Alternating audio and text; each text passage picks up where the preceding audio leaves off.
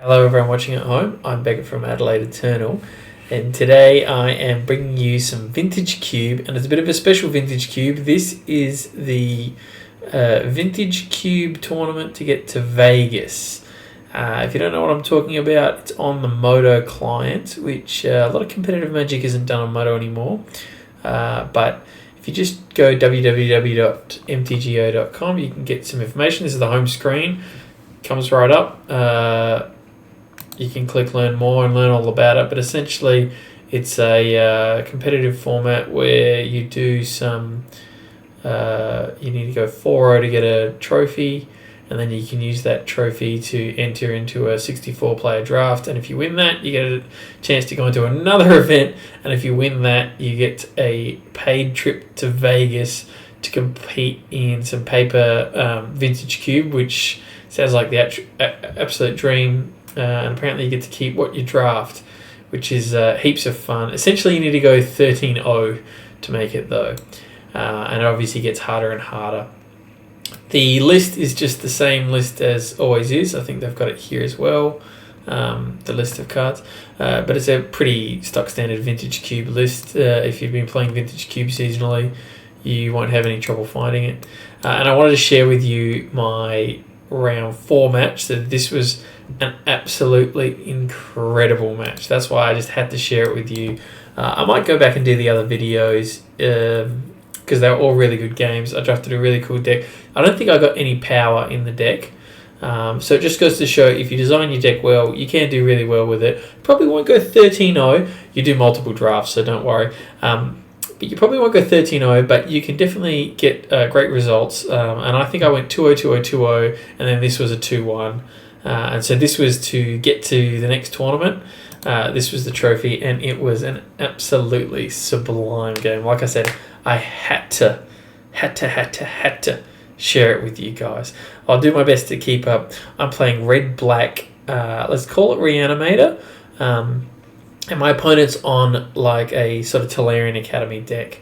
And the thing about my cube deck, though, and a lot of cube decks, is because it's not constructed, there is no 4 times animate, 4 times reanimate, 4 times necromancy. You might not hit it, and I actually didn't hit that many reanimate cards, but I did hit sneak attack through the breach. And then I think I hit exhume and one other. I think I hit the skeleton. So there wasn't a corpse dance, that's right. So there wasn't a whole lot, but I sort of made it work, and the deck can play pretty mid-rangey here. You can see with Blood Tithe. I mean, Blood Tithe Harvester is essentially exactly what the deck wants to be doing. But you can see here my opponent is absolutely going off. But the thing is, so am I. So we're both going off because my opponent's got the Sword of the Meek, Thopter Foundry combo now with Tolarian Academy, but I've just snuck attack Grizzlebrand.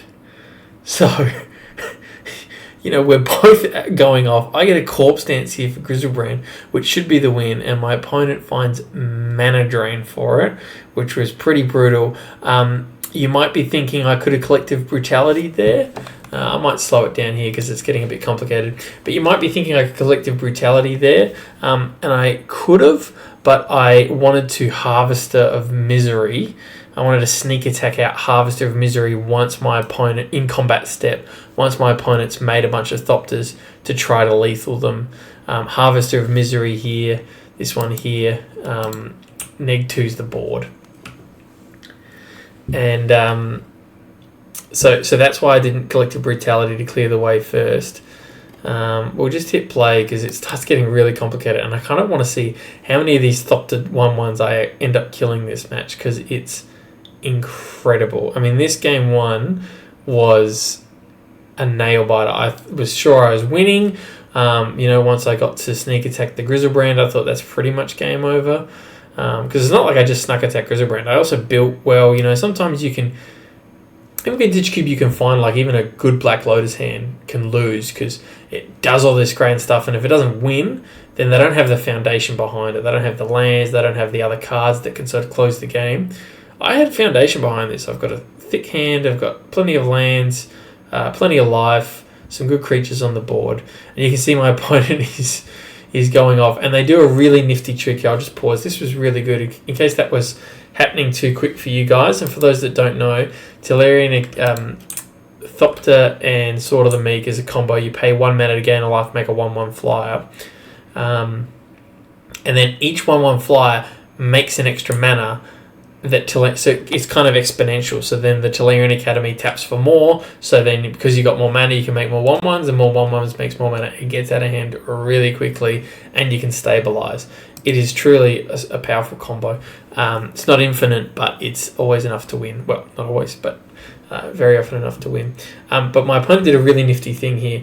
They have to tap the Tellurian Academy in one go. They can't break up their mana into one pieces. But they decide to use the last couple of mana to instead untap the Grim Monolith, so that they've got enough 1/1s now to say that they're safe from getting lethal this turn. Plenty of chump blockers, plenty of life. And now they can split it up over 2 turns. So that was a really nifty play from my opponent. I was very impressed with that. So I sneak attack out the Harvester. So I kill 10 of these 1/1s, or 10 of these 1/1 flyers. Oh, no, I don't. I first went for Season Pyromancer. I want to see if I can find Archon. That's why. So I went for Season Pyromancer first to draw 2. I want to see if I can find Archon or something else. Then I throw out the Croxer just to hit their hand, because they've only got 1 card in hand, so it's probably worth hitting the last card. Only cost me a red. It's one mana discount. So I'm about to kill 10 of the flyers and 2 of the 1/1s. So that's 12 I'm going to kill. I do sweep my board as well a little bit. I keep the Pyrogoyf, which is nice. But I get a big bash in here as well, because I'm swinging for 9. And we might see a chump. Yep, we'll see a chump. But obviously this is pretty... It's kind of good and it's kind of bad. My opponent doesn't have any lands in hand, but they've still got the combo. But I have broken up that. Remember how I was saying it's exponential. So I have sort of cut them down, stopped them going off exponentially. And you'll see that last card I hit was Upheaval, which I think would have been the game, because my opponent can just, make 20 mana, Upheaval, replay the combo, replay all the artifacts, and kill me very, very quickly. So playing the Croxer there was good. But I'm sort of in the same position now, and it's dawned on me, I thought I kind of won after the sneak attack. But this was such an interesting game because both decks were going off, but not stopping the other. My opponent's not doing anything to shut me down, and I'm not really doing much to shut my opponent down. So I get a Reanimate here, and Griselbrand load my hand up, which, if you've ever had sneak attack Griselbrand out, it just feels so good to just draw 7 fresh ones and be able to just, I'm going to sneak everything. Sneak. So I'm trying to keep the pressure on. It's a bit of a drop in the ocean. But yeah, like I said, this was just 2 sort of combos just absolutely firing off on all cylinders. And it's fascinating to see who gets up. Fire Covenant here looks so good, doesn't it? So Fire Covenant is damage divided at the cost of life and 3 mana. Really good in this format. Just phenomenal in this format. And it seems so strong here, right? But I need to be careful because my opponent can just sort of kill me out of nowhere. The Thopter says sack non-token artifact, so I can still block with Griselbrand, and they can't sack in response to prevent my life gain. So I'm doing a bit of maths here, and you look at our times. He's got 17 and a half. I'm on 13 and a half. But I'm doing the maths, and I'm thinking I'm pretty stable here. I'm on 16 life. If it's dire, I can sneak in the Archon, gain another 3, and block 1. So that's 19 life with 2 blockers, I think. 19 life with 2 blockers. I sort of went into this turn thinking that's plenty. But then you'll see my opponent going off. And yeah. And it's going to be, like I said, it's exponential, so it's even more This card is so good in this format as well. Delayed Fire Blast, or Delayed Blast Fireball. Deals 2 damage to opponent and each creature. So I don't know how many. We killed something like 40 there. So we're up to about 50 Thopters dead. I didn't have enough life to Fire Covenant successfully. And And I sort of was thinking, I could sneak attack the Archon out, but it would just get chumped. They'll sacrifice a 1/1. It doesn't really do a lot. My opponent's on 39 life, so I'm not really that impactful. I kind of want to do one big turn, one big swing after sweeping to finish them off. I also had Colligan's Command there. So I wanted to K-command the Thopter Foundry to shut the combo off, but I just didn't have the mana, is the truth. So after, I know it happened a bit quick, but after I exhumed out the Grizzlebrand, I didn't have the mana to... Oh, that's right. Faithless Looting, K-command, Faithless Looting exhumes, K-command, but I don't have the mana to also Fire Blast, so I would die. So that's why I was doing the maths. I thought, surely I've got enough to go. Chump block, gain a bunch of life from the Grizzlebrand and Archon, but I had lethal on me, so I had to Fire Blast there, which was a real shame because I'm trying to work out how do I get out of this. Because K-Command releases me, but I just didn't have the mana or the time to get out, and it's dawning on me at this point that I've actually lost the game because I've thought, well, I'm just going to have to keep sweeping. There's only so many sweepers in a red-black combo deck. I'm not playing control. I can't just keep Snapcaster or there's no loop or something like that in my deck. And it's dawned on me that I've lost because will be in the exact same position next turn. My opponent will make a bunch of 1/1s. I'll K-command, and then I'll die. I'll die the next turn. And my opponent, I think, misplayed here because they tapped a whole bunch of mana for Coveted Jewel, as well as Sensei's Top. They did a bit of spinning and they played Revoker. And so they've still got, it might not look like it, but they've still got a lot of mana because they've still got Tolarian. So let's do the math. That's 1, 2, 3, 4, 5, 6, 7, 8, 9, 10. It's still 11. All right. It's no small feat. So it's still quite a lot, right? But, and the Phyrexian Revoker is naming Sneak Attack. I was planning on Sneak Attacking in the end step there so that I can untap and swing with the Archon, but the Revoker named it. That's okay, because now we've got our opening. We can K-command the Thopter and do 2 damage to the Revoker, and that releases us. My opponent will make 9 1/1s, which isn't enough to kill us with the Grizzlebrand as a blocker. So we get to K-command. What a relief. Okay. However, my opponent's still on 40 life, and this is before they've got still a bunch of chump blockers. And I've got 6 cards left in deck, so I can't refill my hand with the Grizzlebrand. And I've sort of, you look at the times. This is game 1, keep in mind. So my opponent's on 13 minutes, just under 40 minutes, and I'm on 12. Part of the reason was I couldn't just skip through because every time it asks me, I can set a stop for yes, always yield to the triggers, but then I get priority back on the K command. So I had to keep, because I didn't want to skip to my next step. So now I sneak in Archon. They sack a creature, which is relevant, right? And I draw Glorybringer, which is a really good draw. Really good draw.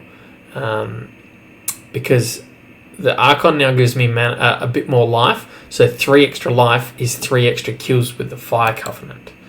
Okay? And I was about to Fire Covenant. I was in the tank. It doesn't really reflect it here in the replay system, but I was in the tank here for quite a while. You see I'm down to 10 minutes 30.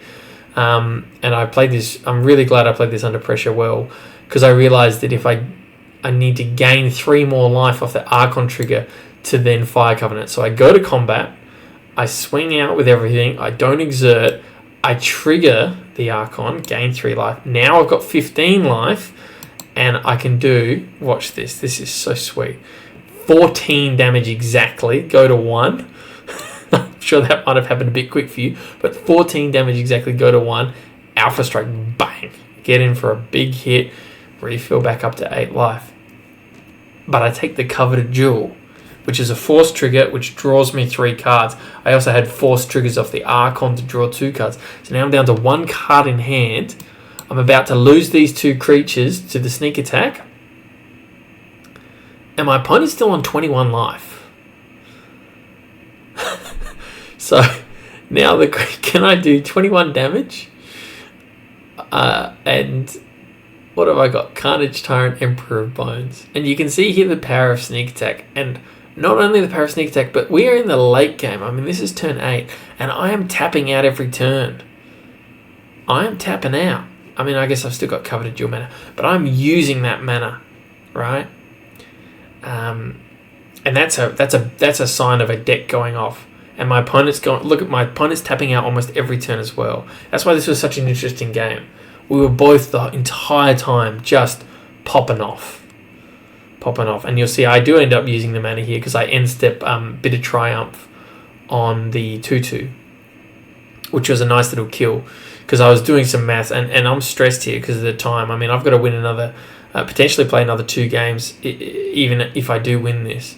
And this was such a roller coaster for me because I have to win this turn, right? I mean, it would seem pretty obvious once I sort of play all the cards out and end up lethaling, but from this bit, it's stressful. It's stressful. I've got 0 cards in deck. Yeah, but I just found it so interesting that we were both tapping out almost every turn. I do a cool little trick here. I use the haste from Arena of Glory to haste out the Croxer, which is something that's not in my hand, so I can't sneak it out, but I still managed to get haste. It does 6 damage because it's going to enter, they lose 3, swing, they lose 3, and then hit. So it does 12 in the end.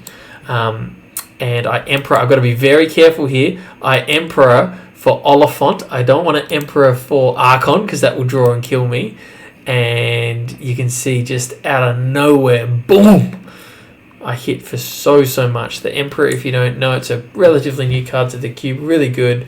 It reanimates things. You can only do it once. So it exiles at the beginning of combat, and then you can pay to one time only, essentially Shallow Grave Corpse Dance that creature. So I choose the Oliphant here. And I had to pitch my whole hand to the Carnage Interpreter. That's okay. And you'll see my opponent goes from 17 life. Yes.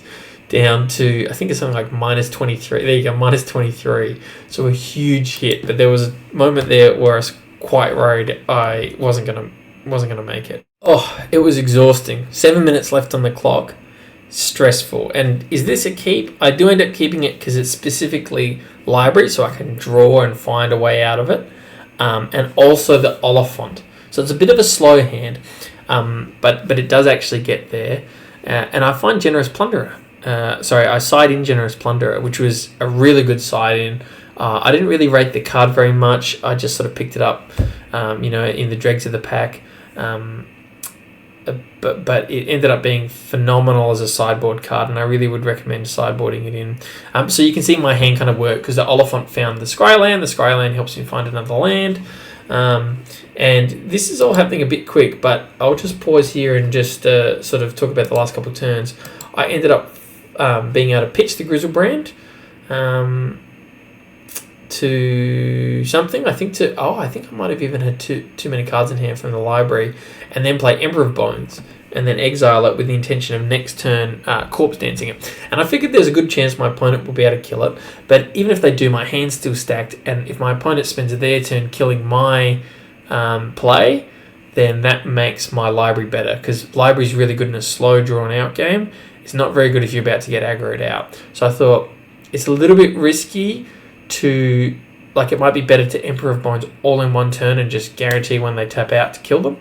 But I liked this play because, like I said, it slows the game down. But my opponent was able to just go absolutely off, and they Toxic Deluge, and then they get to play the One Ring, and the Tillerian Academy really gets them there a lot of the time. And now they've you can see they're in just such a dominating position. And that's even after I got a nice clean K command, which dealt with Trinket Major Mox Sapphire, which is a nice clean answer there. And I played the Plunderer here, and the Currency Converter, but my opponent is really going off. And it dawns on me that with the Tillerian Academy and now Forensic Gadgeteer, they're popping off again.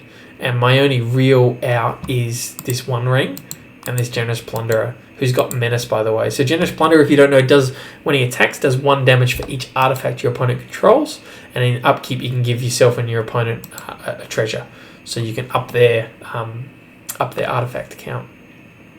So I get some nice hits in here. The One Ring's got a bit of inevitability to it because it's hitting them every turn, so they're going to have to close quickly. And we had such a long game last turn. Mind you, they had a lot of life with their Thopter Foundry combo. And they've got Thopter Foundry here again. They don't have the Sword of the Meek yet, but they can still sack, and there's Sword of the Meek. I was going to say they can still sack to gain a life and make a 1/1 chump blocker. So they're absolutely going off for sure. But you'll notice I've got delayed Fire Blast again, which is fascinating. And this was a really, really interesting turn because my opponent has got, and you can see it's so scary for me going into this game knowing, yeah, my opponent popped off twice really easily. I mean, this felt really easy. And look at this. It's got, modest clients had to go into 3 layers to fit all their permanents in. And how much is this Tolarian Academy tapping for? 1, 2, 3, 4, 5, 6, 7, 8, 9, 10, 11, 12, 13, 14, 15, 16, 17. I mean, wow. Right? So I give them another artifact with the Plunderer.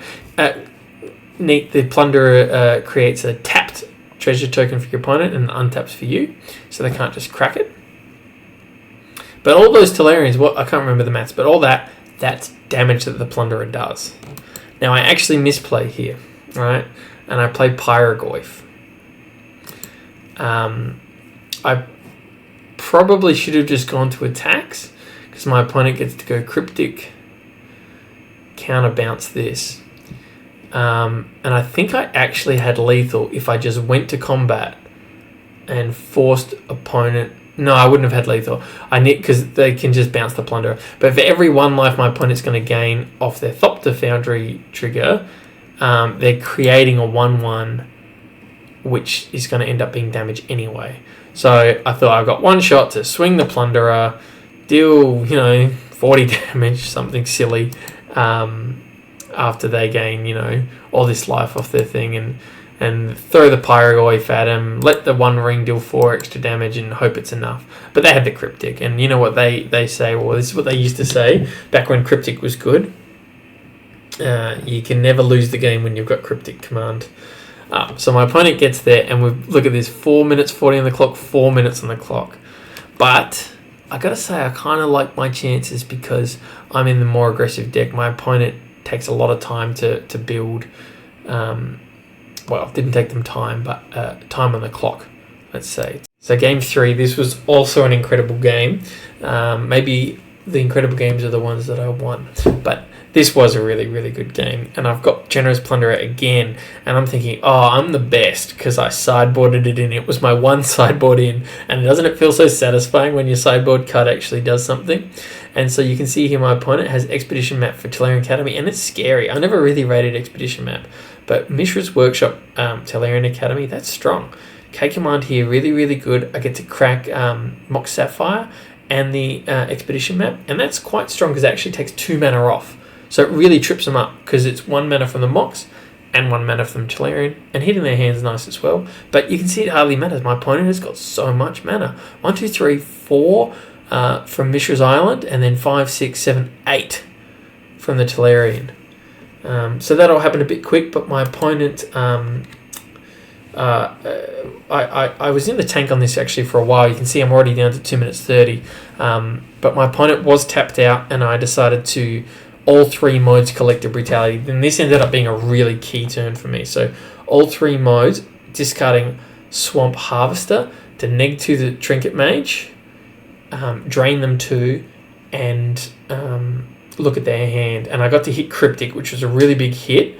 And it means my Plunderer, he has Menace anyway, but it does help with, just keeping on top of that, punching him with Plunderer, because I realised that's my win con. And I mapped out the turns. Like I said, it was tough to be in the tank on such a key turn with such a small amount of time in Game 3 for the trophy. But I realised that I'm not going to Harvester, because the Harvester is going to kill my Plunderer, neg 2's everything. And my next turn was going to be Carnage Interpreter anyway, so it dawned on me that I just need to go for it. I know the last 2 games were grindy, so you can get in this habit of, when the last couple games are grindy, you think you're in that mindset, like, let's go value, let's go grind, let's snowball. Both of us were snowballing those games. This is a different game, and I'm really glad I took that minute to just sit there and think, and I made the right call. I realised this is actually an aggressive game. My opponent's got 1 card in hand. We're bashing in for 1, 2, 3, 4, 5, 6. Take them down to 7, and I'm presenting 7 power on the board. Not to mention whatever Plunderer can do. So I'm really glad I made that choice. Hidden Cryptic was fantastic, and I get rewarded for all 3 modes because. So my opponent ripped Sensei's Divining Top, so that they upheavaled there. So the upheaval wasn't really ripped because it was top, but I guess they hit the top. But call it what you want. It's pretty strong from my opponent because upheavals, if you don't know it, it's one. I love these old cards. These old cards, they look like they're symmetrical. Return all permanents there in his hand. That seems fair. Happens to me, happens to you. But then you build your deck in a way that's not symmetrical. When you're generating 30 mana a turn, you return all permanents, and then you play your whole hand out, and then your opponent goes, untap, bad lands, pass turn, discard 5 cards. Now my hand, because I discarded my hand, this is everything. This is all my permanents, right?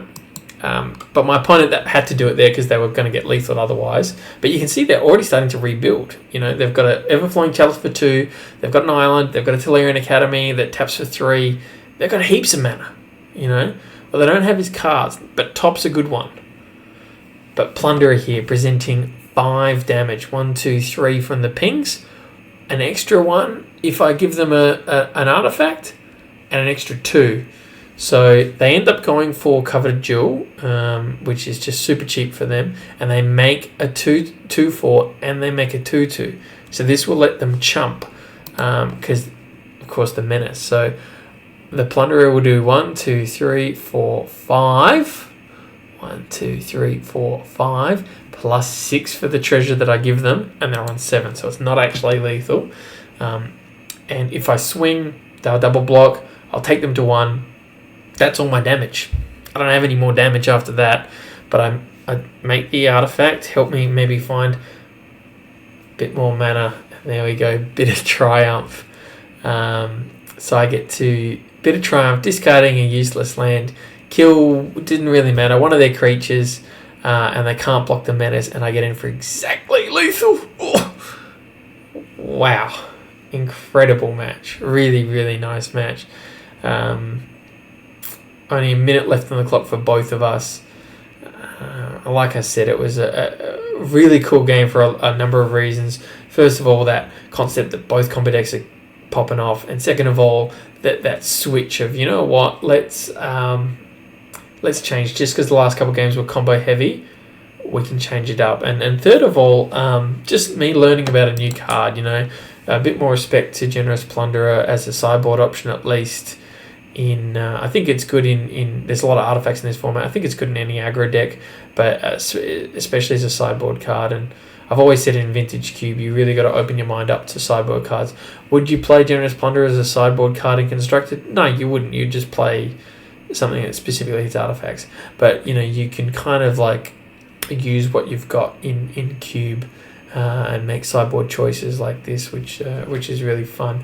And it was just a fun deck. And like I said, I didn't think I really got any power, but I got plenty of lands, and I sort of hit the deck exactly how I liked, with a little bit of mid range and a little bit of combo. That's how I like to play cards like Blood Tithe Harvester that let you play both roles. But yeah, heaps of fun, and I got a trophy for that one. So hopefully I do okay in the next feeder cube, but the standard's a little bit higher, and I need to go 6-0 in that. So wish me luck.